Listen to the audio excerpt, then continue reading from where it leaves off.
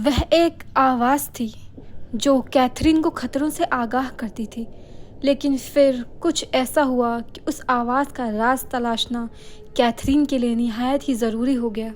और जब वो राज सामने आया तो उसके होश उड़ गए। क्या था ये राज? चलिए जानते हैं हमारी आज की कहानी में। हमारी आज की कहानी है आवाज़ का भाग 1।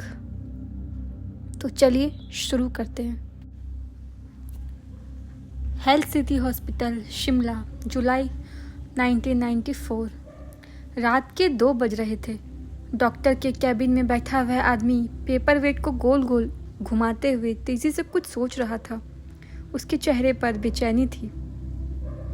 वहाँ व्याप्त भाव ऐसे थे जैसे वह किसी गहन मंथन के बाद कोई फैसला लेने जा रहा हो जो उसकी ज़िंदगी की दिशा बदल देने में सक्षम हो।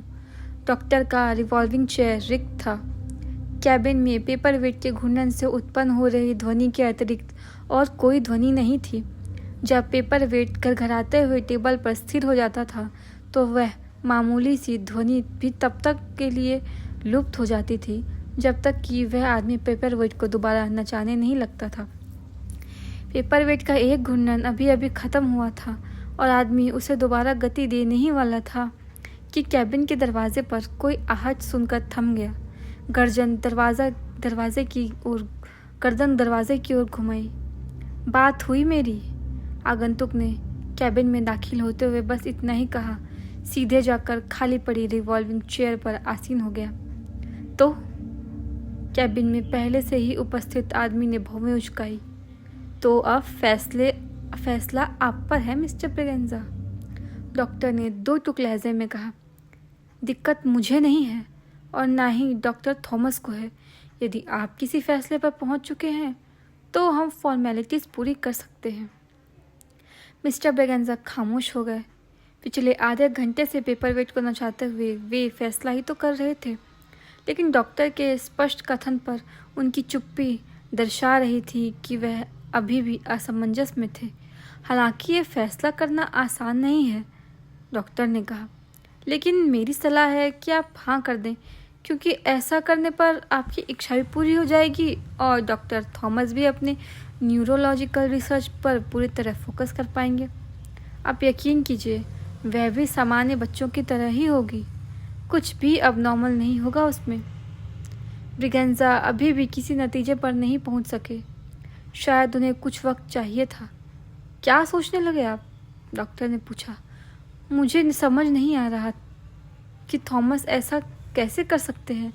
क्या उनका अंतर्मन भावनाओं से खाली हो गया है? क्या उन्हें उस औरत से ज़रा भी सहानुभूति नहीं जिसके साथ उन्होंने... मिस्टर ब्रिगेंजा, डॉक्टर ने बोर होकर उनकी बात को बीच में काटते हुए कहा, आपको इस वक्त सिर्फ ये सोचने की ज़रूरत है कि आपकी ज़रूरत पूरी हो रही है या नहीं। कौन कैसा है इसका फैसला करना ईश्वर का काम है। It is the duty of God. इस दुनिया में हर चीज़ें एक दूसरे से जुड़ी हुई हैं। हर घटना के पीछे एक वाजिब कारण होता है। हो सकता है ईश्वर ने डॉक्टर थॉमस को इसीलिए बनाया हो ताकि वो आज आपकी ज़रूरत को पूरी कर सकें।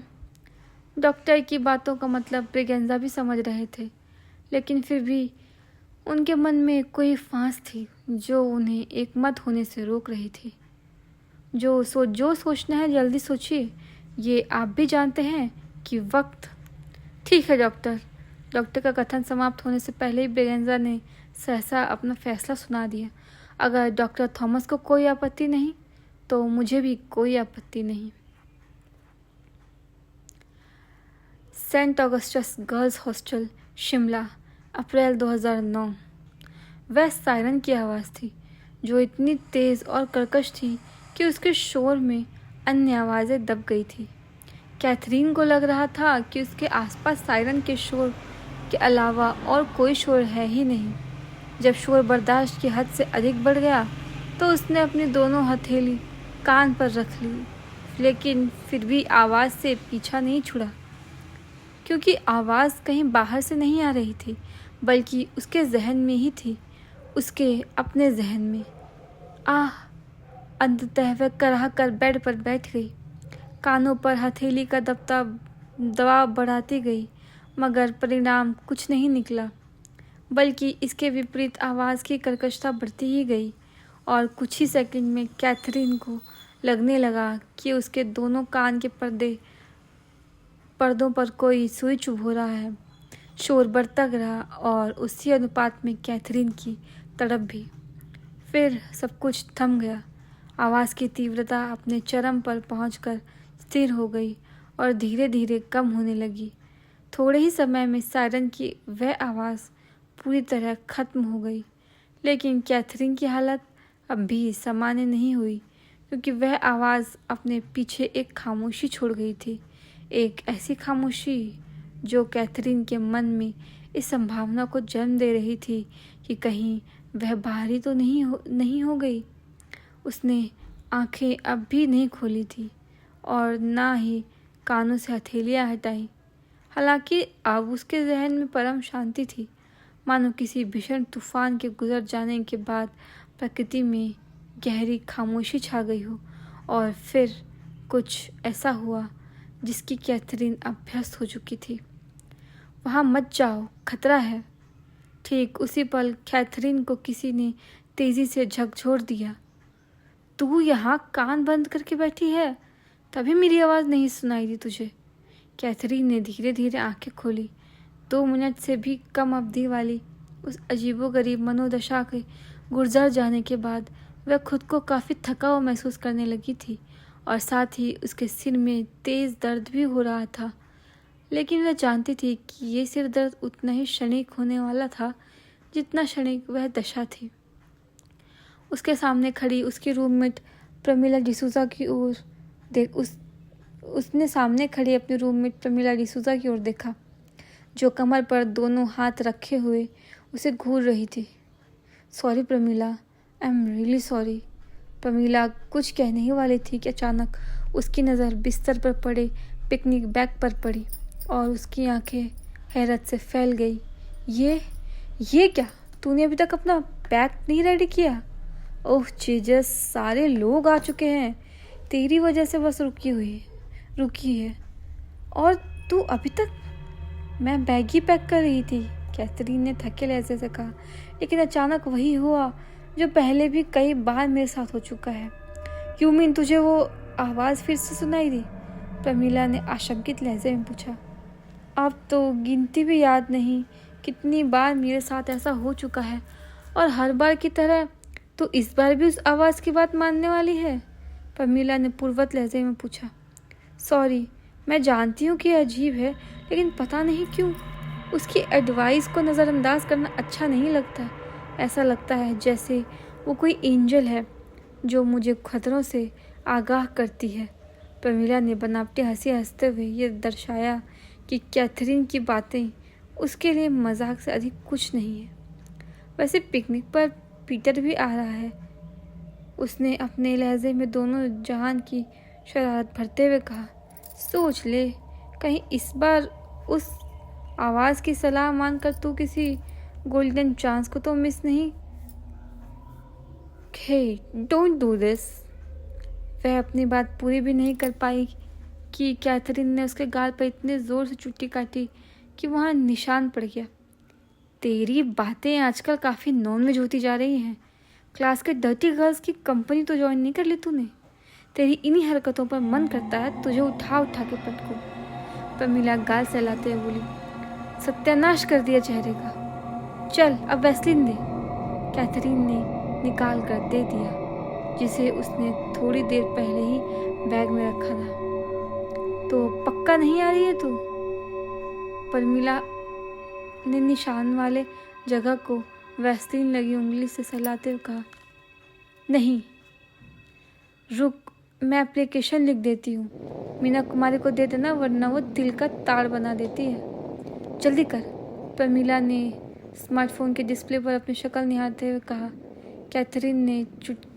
कैथरीन की चुटकी ने गहरा निशान छोड़ा था, जिसे मिटने में थोड़ा वक्त लगना था।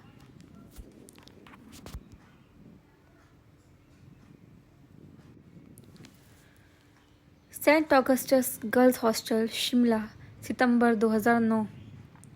रात के 10 बज रहे थे।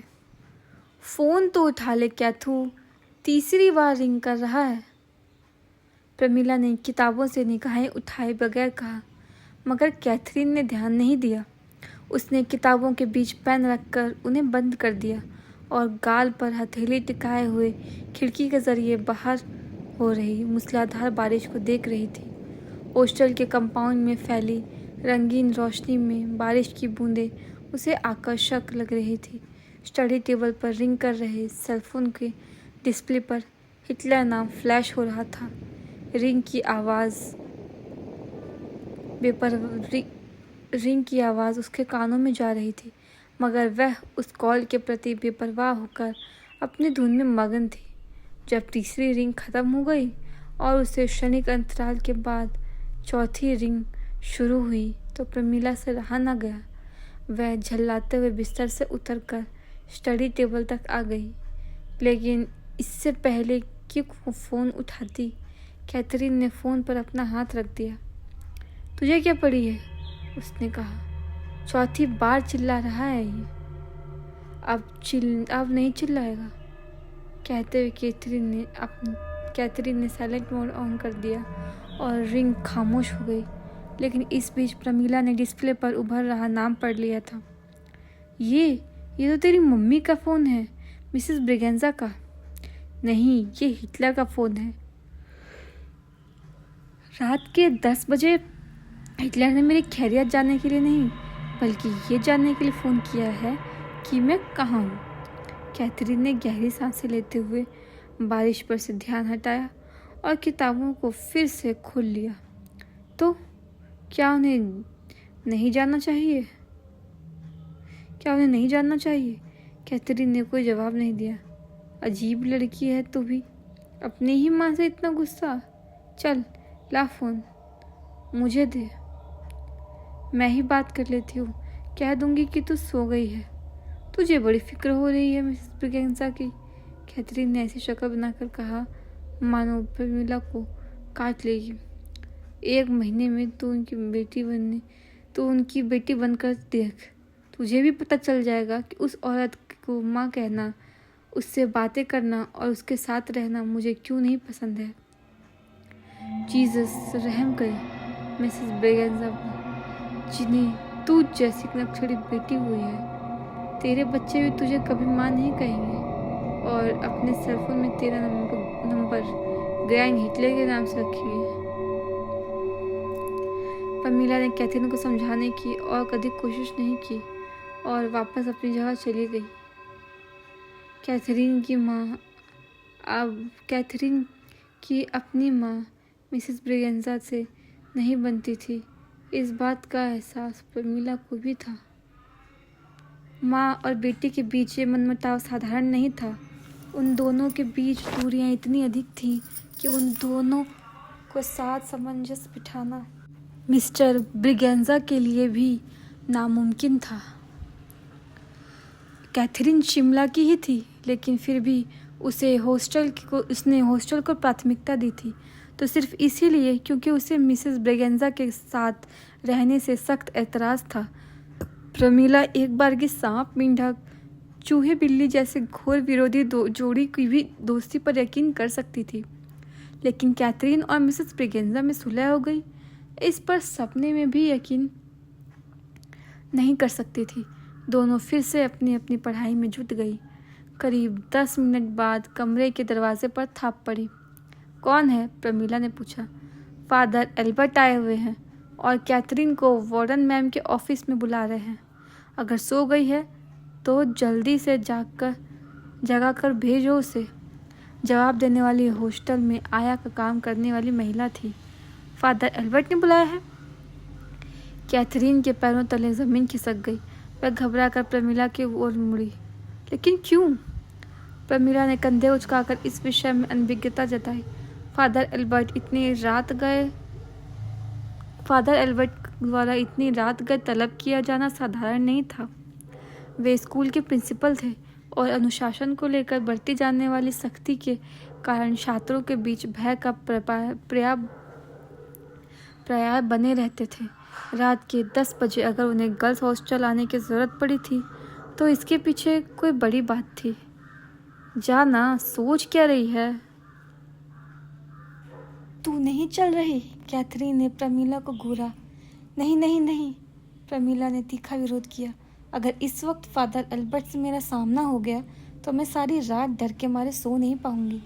You have to face the devil alone. Catherine ने जिद नहीं की क्योंकि वह जानती थी कि फादर एल्बर्ट के सामने आने के नाम से ही प्रमीला पर बेहोशी छाने लगती है। वह उठी और सीधा दरवाजे की ओर बढ़ी। रेनकोट तो ले ले प्रमीला, प्रिंसिपल से मिलने जा रही है तू, रेन डांस करने नहीं। फादर एल्बर्ट इकहरे बदन और तकरीबन 6 फीट ऊंचाई वाले प्रभावशाली शख्सियत थे। उनका श्वेत चेहरा, जिस पर फ्रेंच कट दाढ़ी थी, हमेशा सख्त रहता था। भूरी आंखों पर मोटे लेंस का चश्मा, दाएं हाथ की उंगलियों में फंसी हुई मोतियों की माला जिसमें एक क्रूसिफिक्स पिरोया हुआ था, और हाथ में पॉकेट साइज की बाइबल, ये एल्बर्ट के उस गरिमामयी व्यक्तित्व की पहचान थे जिसकी छाया में आने पर निहायत ही बदतमीज़ छात्रों को भी अपनी सीमाओं का ख्याल हो जाता था। साधारण इंसान उनसे निगाहें मिलाना भूल जाते थे और गुनह परस्त उनसे पीछा छुड़ाने का अवसर ढूंढने लगते थे। यद्यपि उनके बात करने का लहजा अत्यंत ही विशिष्ट और अतिशय शालीनता भरा होता था, फिर भी ये लोगों को डराता था। इसका कारण होता था बात करते समय उनके चेहरे पर अप्रत्याशित रूप से काबिज रहने वाला सख्त भाव। हॉस्टल की वार्डन किरण माथुर ऑफिस में बेचैनी पूर्वक टहल रही थी, जबकि एल्बर्ट एक विजिटर चेयर्स पर क्रॉस लेग की पोजीशन में बैठकर बाइबल पढ़ रहे थे। किरण के चेहरे पर विषादपूर्ण भाव थे, जैसे किसी बड़ी मुसीबत में हूँ। टहलते टहलते वे रुकी और एल्बर्ट पर दृष्टिपात करते हुए बोली, आपको लगता है फादर कि वह तैयार हो जाएगी? एल्बर्ट ने कुछ नहीं कहा। उन्होंने नज़र उठाकर किरण की ओर देखा तक नहीं। वे उन सवालों के जवाब देना ज़रूरी नहीं समझते थे जिनके जवाब थोड़ी ही देर में खुद ब खुद मिलने वाले हों। एल्बर्ट की खामोशी पर किरण को अपनी गलती का एहसास हो गया। फिर उन्होंने दोबारा मुंह नहीं खोला। 5 मिनट बाद दरवाजे पर कैथरीन प्रकट हुई। अपना रेनकोट उतारकर बाहर टांगने के बाद उसने औपचारिक अनुमति मांगी और किरण का संकेत पाकर अंदर दाखिल हुई। Good evening father. Good evening ma'am. उसने एक एक करके एल्बर्ट और किरण पर नज़र डालते हुए कहा। किरण ने उसके गुड इवनिंग का सांकेतिक अभिवादन किया, जबकि एल्बर्ट ने कुछ नहीं कहा और बाइबल का एक नया पेज पलटकर निगाहें उस नए पेज पर स्थिर कर लीं। उन्होंने कैथरीन की ओर देखा तक नहीं। उनकी ऐसी हरकतें सामने वाले पर अतिरिक्त प्रभाव डालती थी। कैथरीन पर भी असर हुआ। उसने अपने अधरों पर जुबान फेरते हुए किरण की ओर देखा। किरण ने एक विशेष अंदाज में पलकें झपकाते हुए उसे भरोसा दिलाया कि घबराने की कोई बात नहीं है। Hello Miss Catherine.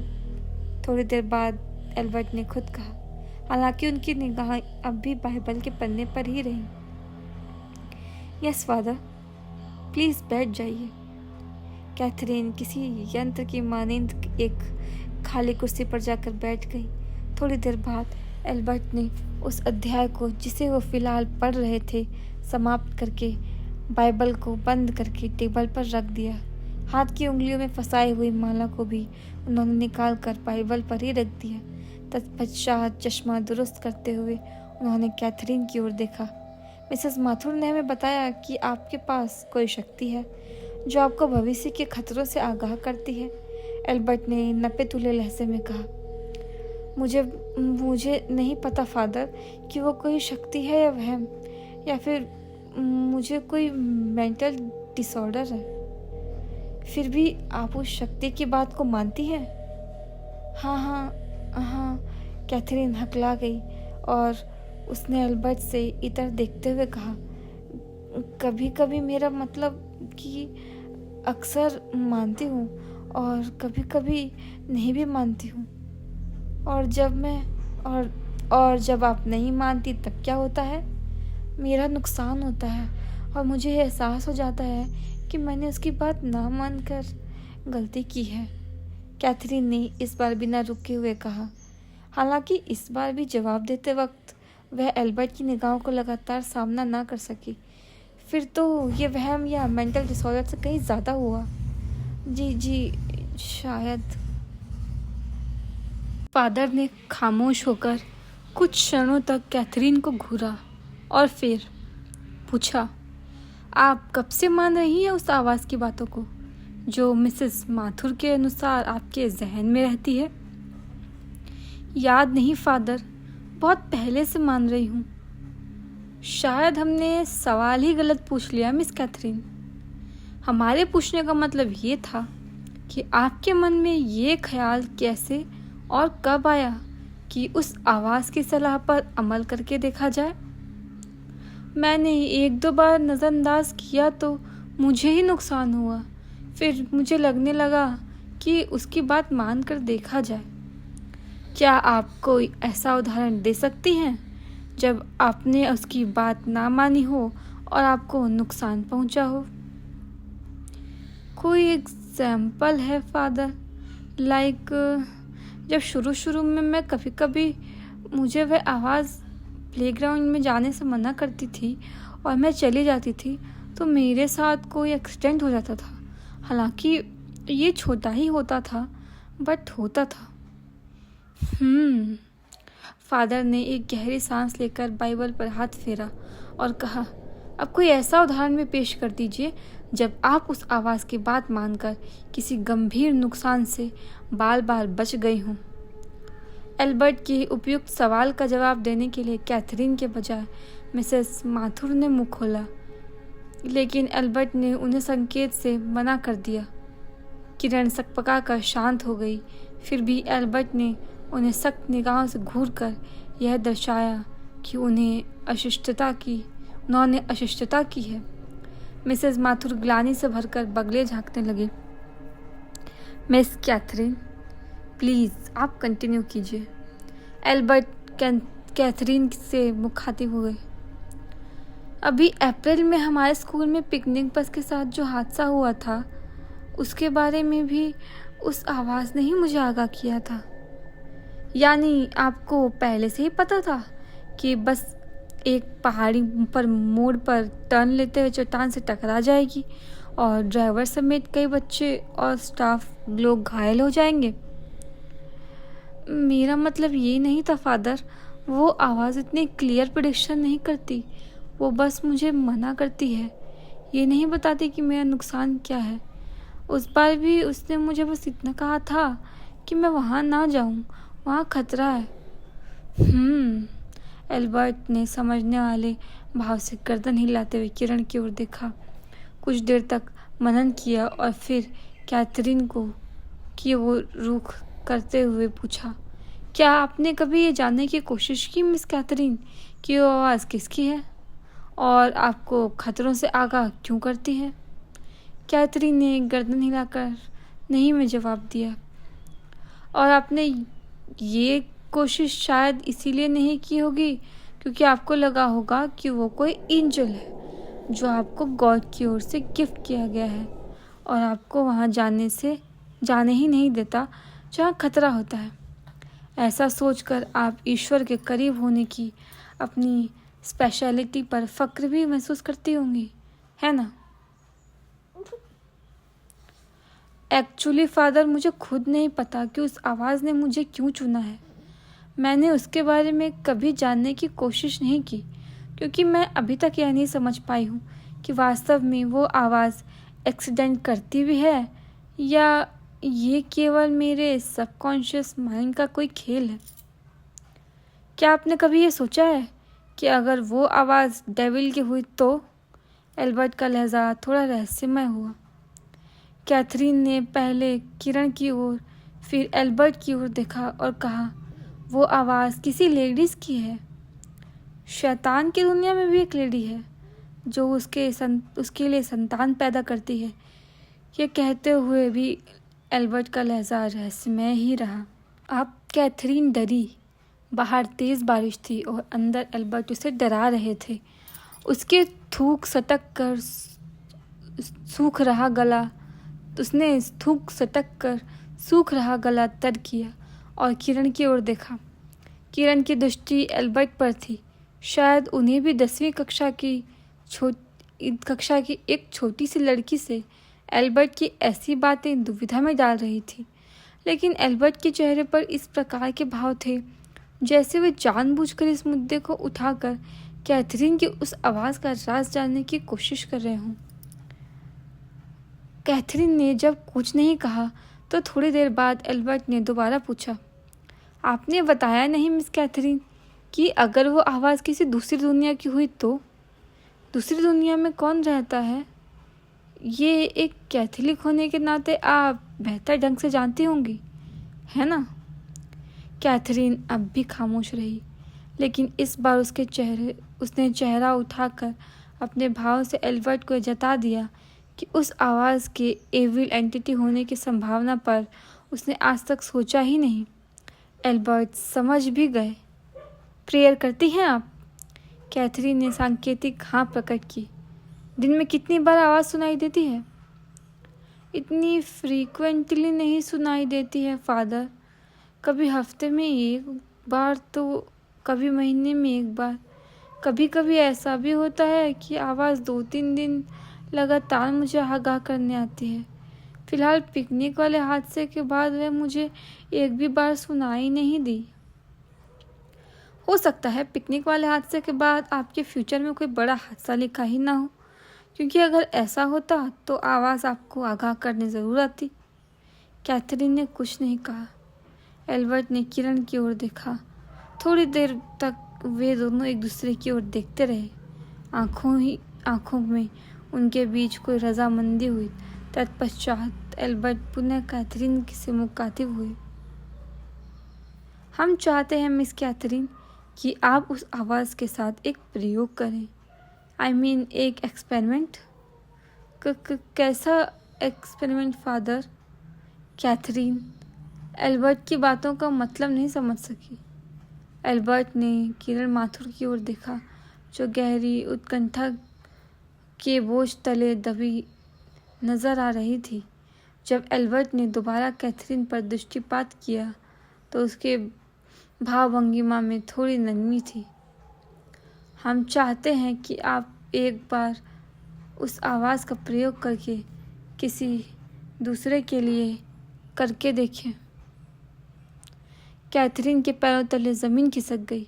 वह एल्बर्ट से कहना चाही कि वह आग की आवाज़ को वह कंट्रोल नहीं करती है और ना ही अपनी सहूलियत के अनुसार उससे संपर्क करने अथवा भविष्य पूछती है, मगर कह नहीं सकी। सॉरी फादर, कैथरीन ने थोड़ा हिचकिचाते हुए सकुचाते हुए कहा। शायद आप मेरी स्पेशलिटी को ठीक से समझ नहीं पाए हैं। मैं आवाज़ को कंट्रोल नहीं करती हूँ, वह आवाज़ खुद अपनी मर्जी से मेरे जहन में फुसफुसाती है। एल्बर्ट ने किरण की ओर देखा और इशारे से अपनी ज़रूरत को खुद कैथरीन से बताने को कहा। एक्चुअली कैथरीन, मैं बहुत बड़े ट्रबल में हूँ, किरण ने भारी लहजे में कहा। मेरा बेटा 20 दिनों से हेडेक को लेकर परेशान है।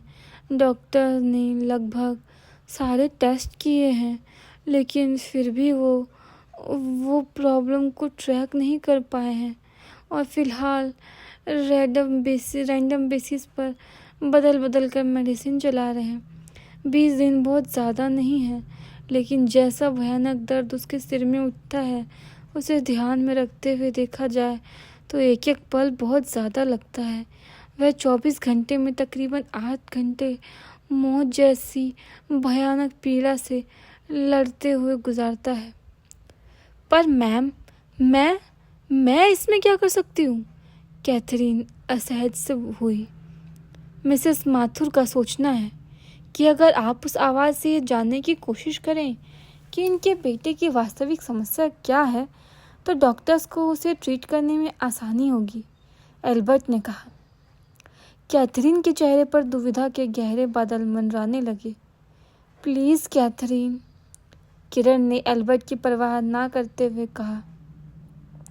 कैथरीन की हथेली को अपनी दोनों हथेलियों के बीच लेते हुए कहा, Please help me with your God gifted ability. Please do it for my son. But father, I have not in it before. पर आपको ट्राई करना चाहिए मिस कैथरीन। हर नया काम पहली बार ही तो होता है। कैथरीन ने कुछ देर तक कुछ सोचा और फिर एल्बर्ट से पूछी, आप साथ होंगे ना father? Of course my child, I will be there with you. Thank you so much Catherine. Kiran ने कैथरीन के हाथों को चूम लिया।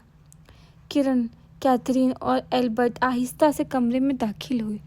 दरवाजे से चलकर बेड तक जाने में उन तीनों ने इस बात का विशेष ध्यान रखा कि बेड पर सो रहे लड़के की नींद ना खुलने पाए, क्योंकि किरण ने उन्हें पहले ही बता दिया था कि यदि उसकी नींद खुल गई तो सिरदर्द के कारण बाकी की रात वह सो नहीं पाएगा। उसके साथ मिस्टर माथुर भी थे, लेकिन वे दरवाजे पर ही ठहर गए। उन्होंने अंदर आना आवश्यक नहीं समझा। लड़के की उम्र 10 साल के आसपास थी, जिस्म दुबला पतला और रंगत साफ थी। कैथरीन ने एल्बर्ट की ओर देखा। वह इस काम को करने में अब भी हिचकिचा रही थी। मैं ये नहीं कर पाऊंगी फादर। उसके लहजे में आत्मविश्वास की कमी थी। मुझे नहीं मालूम कि आखिर करना क्या है मुझे। मैं वॉरेन मैम को झूठी उम्मीद नहीं दे सकती हूँ। उनका ये यकीन गलत साबित हो जाएगा कि मैं उनके बेटे की बीमारी का पता लगा सकती हूँ। रिलैक्स मिस कैथरीन, एल्बर्ट ने उसके सर पर हाथ फेरते हुए कहा। आपको इतना अधिक सोचने की जरूरत नहीं है। आपने मिसेस माथुर को कोई उम्मीद नहीं दी है। मिसेस माथुर ने वो उम्मीद खुद आपसे लगाई है। इसीलिए अगर उनकी उम्मीद झूठी साबित भी होती है तो इसके लिए आप दोषी नहीं होंगी। चलिए, अब जैसा हमने कहा है वैसा कीजिए। कैथरीन हिचकिचाते हुए बढ़ी। उसने कोई गतिविधि करने से पहले मिस्टर एंड मिसेस माथुर की ओर देखा। तत्पश्चात सोए हुए लड़के के माथे पर अपनी हथेली रखी। उसका माथा भट्टी से उठती तेज आंच की मानींद तप रहा था, लेकिन कैथरीन ने अपनी हथेली नहीं हटाई। एल्बर्ट के निर्देशों के मुताबिक उसने धीरे धीरे अपनी आंखें बंद कर ली और जहन के निर्वात में विचरण के लिए आज़ाद छोड़ दिया। इसके साथ ही वह बंद आंखों के गहरे अंधेरे में उन घटनाओं को दृश्यमान बनाने की कोशिश करने लगी जिसके तहत उस आवाज़ ने उसे भविष्य के प्रति चेताया था। कैथरीन के लिए यह आसान नहीं हो रहा था। अपने जहन में बसने वाले उस रहस्यमयी आवाज़ से वह पहली दफ़ा संपर्क करने की कोशिश कर रही थी और इसके लिए जिस ध्यान और एकाग्रता की ज़रूरत थी उसे वह संचित नहीं कर पा रही थी। वह चाह कर भी विचार शून्य नहीं हो पा रही थी। हर विचार से परे उठ भी जाती थी तो भी इस विचार से मुक्त नहीं हो पा रही थी कि उसे लड़की की बीमारी का पता लगाना है। थोड़ी देर प्रयास के बाद आंख खोल दी और विवश होकर एल्बर्ट की ओर मुड़ी। यह बहुत टफ है फादर, मैं कंट्रोल नहीं कर पा रहा हूँ। मैं समझता हूँ, लेकिन आप एक बार कोशिश कीजिए। अगर आप सफल रही तो शायद ये दुनिया एक नए चमत्कार की गवाह बनेगी। कैथरीन असमंजस में पड़ गई। उसे प्रमिला पर गुस्सा आया, जिसने वार्डन किरण माथुर को पिकनिक वाले इंसिडेंट के बाद ये बता दिया था कि कैथरीन को एक आवाज़ आती है जो उसे बुरी घटनाओं के प्रति आगाह करती है, और अब ये बात किरण के जरिए फादर एल्बर्ट तक पहुंच गई थी। हैरानी नहीं कि कल को ये बात पूरे कैंपस में फैल जाए और वह शिमला भर में latest version of mother Teresa के नाम से मशहूर हो जाए। कैथरीन ने किरण पर नज़र डाली। किरण चुगली करने वाली महिला नहीं थी। फिर उन्होंने फादर से ये बात बेवजह क्यों कही? मिसेस माथुर ने हमें ये बात इसलिए बताई क्योंकि कैथरीन को किरण की ओर देखता पाकर एल्बर्ट ने कहा, उस एक्सपेरिमेंट की सबसे ज़्यादा ज़रूरत मिसेस माथुर को ही है। वार्डन मैम को? लेकिन क्यों? ये आसान है, मगर इतना भी आसान नहीं है कि आप एक ही बार में कर लें। इवन कुछ लोगों की तो पूरी ज़िंदगी बीत जाती है, फिर भी कुछ सेकंड के लिए भी थॉटलेस नहीं हो पाते। इट्स वेरी स्ट्रेंज फादर, जिस काम को लोग अपनी पूरी ज़िंदगी में नहीं कर पाते उसे आप मुझसे कुछ ही मिनटों में कराना चाहते हैं, वो भी तब जब मैंने इससे पहले इसकी कोशिश तक नहीं की है। आई नो मिस कैथरीन कि ये स्ट्रेंज है और आपके लिए पहली बार भी है, एल्बर्ट झुंझलाए, लेकिन अगर आप अपनी इस रहस्यमय शक्ति का समुचित उपयोग करना चाहती हैं तो आपको कभी ना कभी तो इसकी शुरुआत करनी होगी ना। आप ये अज्यूम कर लीजिए कि आप वह शुरुआत आज से कर रही हैं। आप स्पेशल हैं। हो सकता है कि जो काम लोग लॉन्ग प्रैक्टिस के बाद कर पाते हैं उसे आप 1-2 अटेम्प्ट में ही कर लें। कैथरीन फिर से लड़के की ओर मुखाती हुई, आपकी अपनी हथेली उसके माथे पर रखी। कैथरीन फिर से लड़के की ओर मुँह खाती हुई अपनी हथेली उसके माथे पर रखी और खुद को विचार शून्य अवस्था में ले जाने की कोशिश और करने लगी। किरण और एल्बर्ट की निगाहें कैथरीन पर स्थिर हो गई। इस अनोखे प्रयोग को करीब से देखने के लिए मिस्टर माथुर भी अपने कमरे में दाखिल हो गए थे। करीब 2 मिनट गुजर गए होंगे कि कैथरीन में परिवर्तन हुआ। पहले उसके जिस्म में हल्का सा झटका खाया और फिर उसने पलकें भींच ली, मानो किसी भीषण दर्द को पीने की कोशिश कर रही हो। उसने करहा कर अपनी दूसरी हथेली से एक कान को ढक लिया, जबकि पहली हथेली उसने अब भी लड़के के माथे पर ही रहने दी। किरण ने घबरा कर एल्बर्ट की ओर देखा। शायद मिस कैथरीन के जहन में बसने वाली वह आवाज़ जाग गई, एल्बर्ट ने कहा। किरण सुखद आश्चर्य से भर उठी। उन्होंने पति पर उड़ती नजर डालते हुए अपनी दृष्टि फिर से कैथरीन पर स्थिर कर ली। लगभग मिनट भर कैथरीन उसी अवस्था में तड़पती रही। फिर सहसा वह निढाल पड़ गई और कुछ पलों के बाद आंखें खोल दी। लड़के के माथे से हथेली भी हटा ली। उसकी सांसें तेज हो गई थी। किरण ने आगे बढ़कर उसे सहारा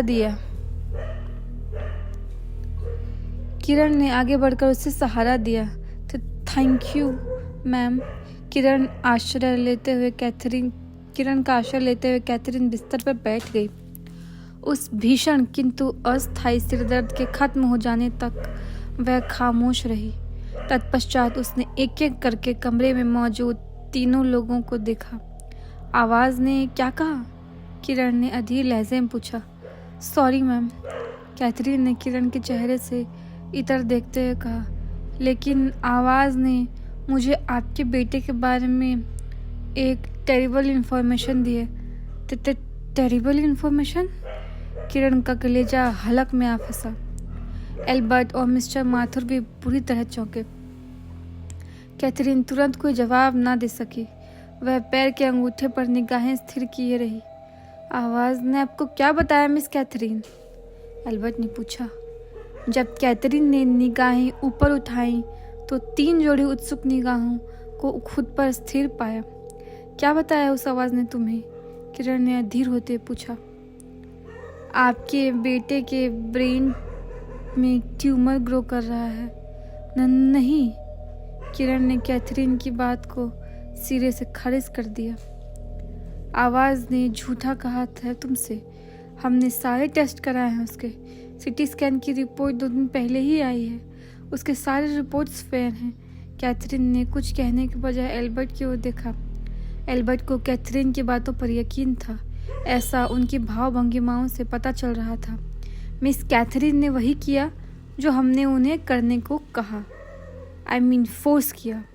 एल्बर्ट ने माथुर दंपत्ति को लक्ष्य करके कहा, अब अगर आपको उनकी स्पेशलिटी पर यकीन है तो आपको इस बात पर भी यकीन करना होगा कि उस रहस्यमय आवाज़ ने उन्हें जो बताया है वह सच है।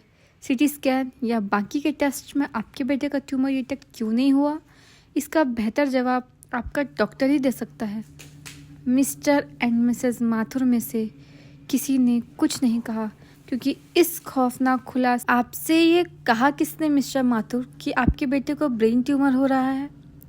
उसके सारे रिपोर्ट्स नॉर्मल है, सीटी स्कैन में भी कुछ नहीं है, और यहाँ तक कि ब्लड में भी कोई एबनॉर्मलिटी नहीं है।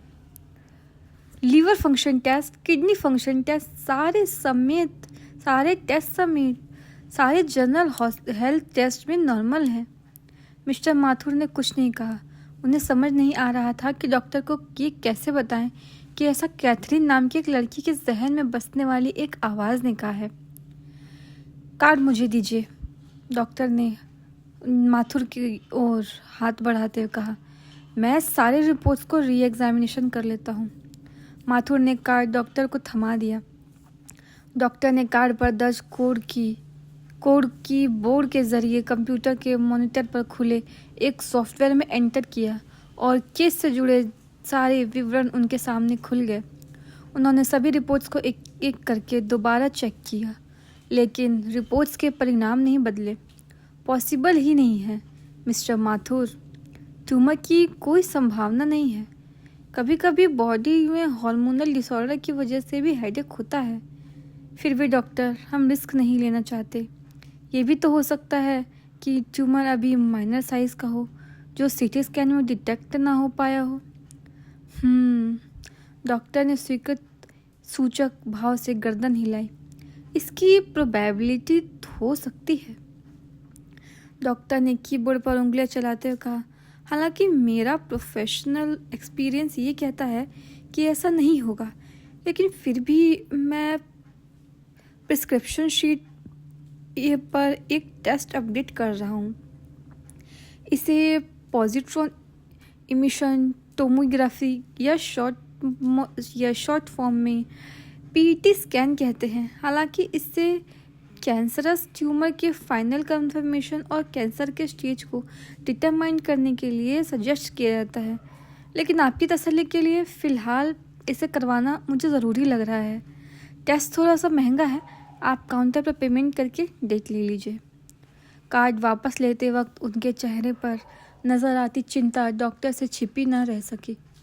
डोंट वरी माथुर साहब, पैनिक होने की ज़रूरत नहीं है।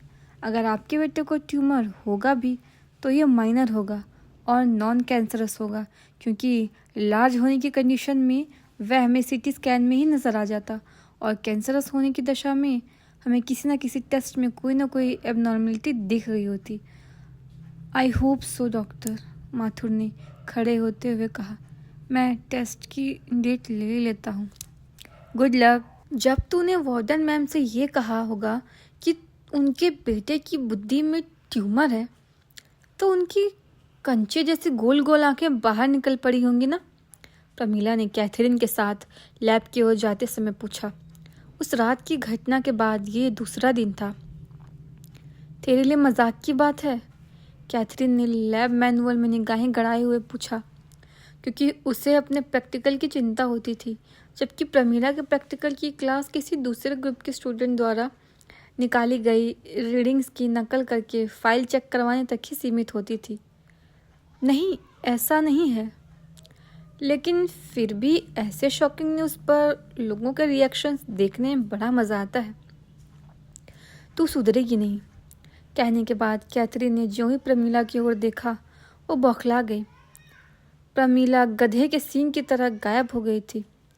इतने कम समय में वह यूं नदारद हुई जैसे वहाँ रही ही ना हो।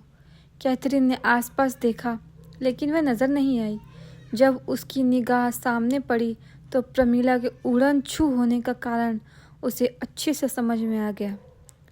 कॉरिडोर के छोर पर दोनों हाथ पीछे किए हुए खड़े फादर एल्बर्ट उसी की ओर देख रहे थे।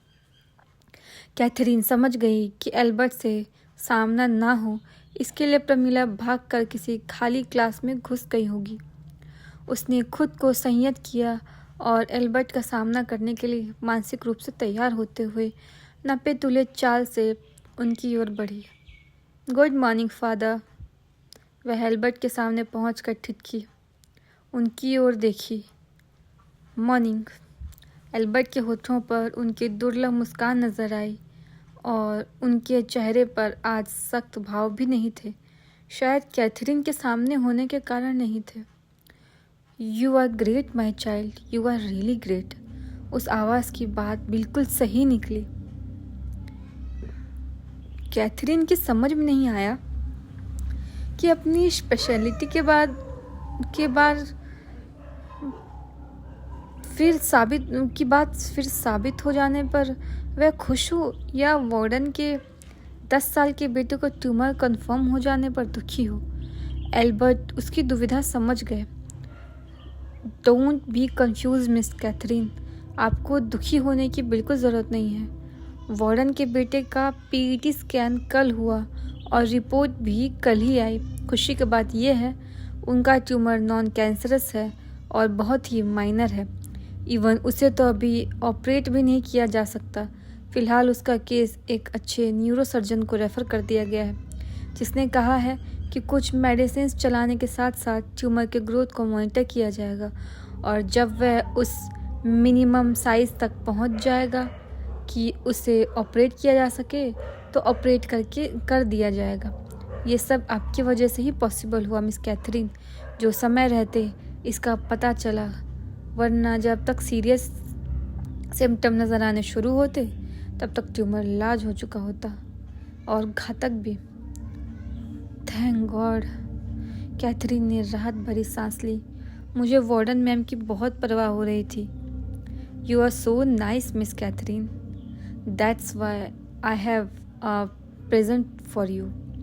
एल्बर्ट ने दाहिने हाथ की उंगलियों में फंसाई हुई मोतियों की माला निकाली, जिसमें मोतियों के साथ एक क्रूसीफिक्स भी पिरोया हुआ था, और उसे कैथरीन की ओर बढ़ाते हुए बोले, प्लीज़ इसे रख लीजिए और हमेशा अपने पास ही रखिएगा। कैथरीन हिचकिचाई। वह कैथोलिक ज़रूर थी और ईश्वर पर यकीन भी करती थी, लेकिन धार्मिक आस्था के नाम पर ऐसी चीज़ों को हमेशा पास रखना या गले में लटकाकर घूमना उसे पसंद नहीं था। फिर भी वह अपने स्कूल के उस प्रिंसिपल को मना नहीं कर सकती थी, जिसका नाम स्कूल में कठोरता का प्रयास समझा जाता था। Thank you so much father. Catherine ने मुस्कुराने का उपक्रम करते हुए माला थाम लिया और कहा, if you don't mind may I. Yes of course. Albert ने रास्ता छोड़ते हुए कहा, आप जा सकती हैं। कैथरीन आगे बढ़ गई, लेकिन सहसा उसे कुछ याद आ गया। वह रुकी, पीछे मुड़ी। एल्बर्ट अब भी वहीं खड़े थे। एक बात पूछूं फादर? बिल्कुल। कैथरीन थोड़ी देर तक खामोश रही, फिर हिचकिचाते हुए बोली, फादर, जैसा कि आपने उस रात कहा था, अगर वह आवाज़ दूसरी दुनिया की हुई तो मेरा मतलब कि डेविल की या फिर उस फीमेल की जो उसके लिए बच्चे पैदा करती है। एल्बर्ट के भाव क्षण भर में बदल गए। वहाँ अब वही शक्ति नज़र आने लगी जिसके लिए वे विख्यात थे। फ़िलहाल आपको लैब में जाना चाहिए Miss Catherine. Okay father. Albert के तेवर देख कैथरीन लैब की दिशा में मुड़ गई और उनकी ओर दोबारा पलटी, जबकि वही खड़े रह गए। एल्बर्ट के होठों ने ओ का आकार ले लिया। सेंट ऑगस्टस कॉन्वेंट स्कूल में आज संडे को भी गहमा गहमी थी। हालांकि छोटे कक्षाओं की आज यूजुअल छुट्टी थी, लेकिन सेकेंडरी और सीनियर सेकेंडरी के बच्चों को बुलाया गया था ताकि उनसे सफाई के काम में सहयोग लिया जा सके। साल 1984 में स्थापित इस स्कूल का ये सिल्वर जुबली ईयर था, जिसका ग्रैंड सेलिब्रेशन 2 दिन बाद से शुरू होने जा रहा था। इस सेलिब्रेशन के तहत एक पखवाड़े तक विभिन्न खेल प्रतियोगिताओं और सांस्कृतिक कार्यक्रमों का आयोजन होना था, लेकिन बच्चों के आकर्षण और जिज्ञासा का विशेष केंद्र एक टाइम कैप्सूल था जिसे स्कूल के पहले सत्र की समाप्ति पर 10% गहराई में एक चैम्बर बनाकर सुरक्षित रख दिया गया था और ये तय किया गया था कि उसे सिल्वर जुबली ईयर के फंक्शन के उद्घाटन वाले दिन निकाला जाएगा। उस टाइम कैप्सूल में न केवल स्कूल की तस्वीरें डाली गई थी बल्कि स्कूल के पहले बैच के हर छात्र, शिक्षक और शिक्षणेतर कर्मचारियों ने अपने पहले साल के अनुभव और खट्टी मीठी यादों को भी एक कागज़ पर लिख डाला था। कैप्सूल के निकाले जाने के बाद उन तस्वीरों और कागज़ों को वर्तमान सत्र के छात्रों के बीच बांटा जाना था। सफाई के कामों को पहले डिफ़िकल्टी लेवल के आधार पर सेकेंडरी और सीनियर सेकेंडरी के बीच बांटा गया था। इसके बाद छात्र छात्राओं के दिल डौल और योग्यता के मुताबिक छोटा बड़ा काम उनके हिस्से आया था। कार्यों का वितरण उचित रीति से हो रहा है या नहीं, और जिसे जो काम मिल रहा है उसे वह रुचिपूर्वक कर रहा है या नहीं, इसे मॉनिटर करने की जिम्मेदारी हाउस कैप्टन की थी। कैथरीन और प्रमीला को 3rd फ्लोर पर स्थित लैब में जमा उन रद्दी फाइलों को बेसमेंट में बने स्टोर रूम में पहुंचाने का काम दिया गया था, जो पिछले कई सालों में प्रैक्टिकल एग्जाम के दौरान छात्रों द्वारा बतौर रिकॉर्ड जमा की गई थी। इस काम के लिए उन्हें 2 कार्टन दिए गए थे। उन्हें 30-40 की संख्या में फाइलों को अपने अपने कार्टन में रखना था और कार्टन को स्टोर रूम में खाली करके दोबारा आना था। इस प्रकार कई चक्करों में 1000 से ऊपर की तादाद वाली वे फाइलें स्टोर रूम में पहुंच जानी थी। लेकिन कैथरीन और प्रमिला के काम करने के ढंग से लग रहा था कि वे फाइलें इस जन्म में स्टोर रूम में पहुंचने वाली नहीं थी। उन दोनों की चाल केवल तब तक तेज होती थी जब तक कि वे 3rd फ्लोर पर होती थी, क्योंकि वहां लापरवाही करने पर अपने हाउस कैप्टन की नज़रों में आने का खतरा था।